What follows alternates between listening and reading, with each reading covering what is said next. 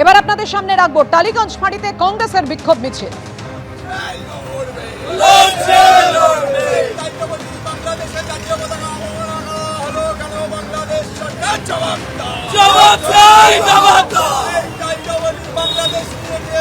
আভ্যন্তরীণ ঘটনা, এটা কখনো আভ্যন্তরীণ ঘটনা হতে পারে না। এটা আন্তর্জাতিক মহলে বাংলাদেশে হিন্দু মুসলমান উভয় আক্রান্ত হচ্ছে। বাংলাদেশের সরকার কি করছে? সংখ্যালঘু যারা তারা আক্রান্ত হচ্ছে, রাষ্ট্রকে দায়িত্ব নিতে হবে, সংখ্যাগুরুদেরও দায়িত্ব নিতে হবে। এটা ভারতের ক্ষেত্রেও যা, বাংলাদেশের ক্ষেত্রেও তাই। বিজেপি দেখছি বর্ডারে দাঁড়িয়ে পেট্রাপোলে শুভেন্দুবাবুরা নাচানাচি করছেন।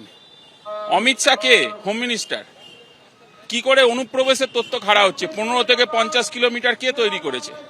এই অমিত শাহরাই, নরেন্দ্র মোদীরা। কোথায়?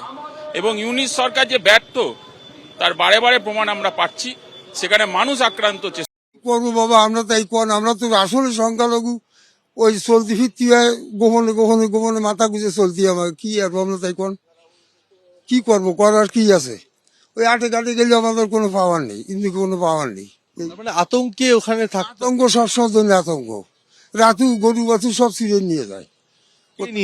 ও নিয়ে যাচ্ছে মানে মুসলমানরা সব, প্রশাসন দেয় না আমাদের ওখানে। বিশাল খারাপ।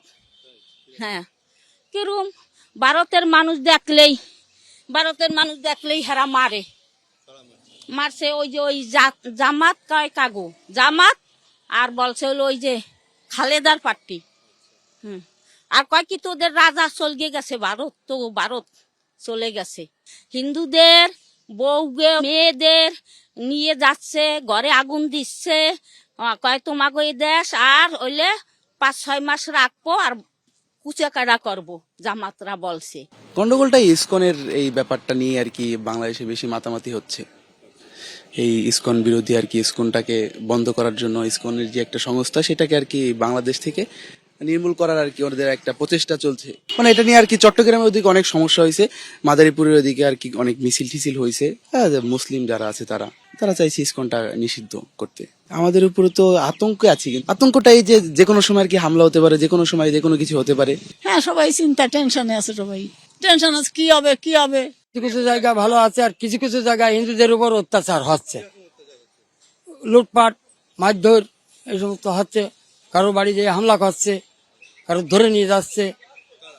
ওই জামাতে ইসলামরা, প্রশাসনের কোনো ভূমিকা নেই। মারছে কাটছে শোনা যাচ্ছে আর কি, আমরা চোখে দেখিনি।